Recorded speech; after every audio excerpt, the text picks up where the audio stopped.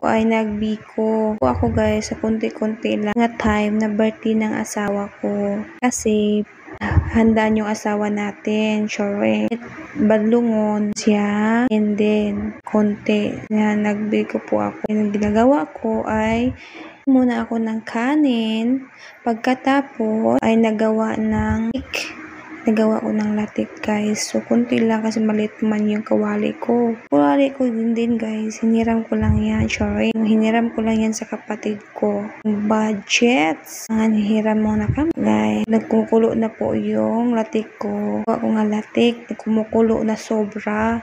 So ang sarap-sarap tingnan yan oh. Pinaikot-ikot ko. Tapos guys, may naisip ako na lagyan ko siya ng color yellow. Yung sinaing ko na malagkit. Makulo na naman yung pinagawa ko na latik. So nilagay ko na po yung nakanin. Ikot ko hanggang siya at malugaw. So guys, nilagay ko din sa maliit na lagayan po ako ng latik na naman ulit. Kunti lang na latik. Tapos para magawa ako ng parang cake. Naisip ni Mama Manshi. Sarap kasi nilagay ko ng condense. So yan latik. Mga dukot niya. Kilid. Oh my gosh, thank you for watching.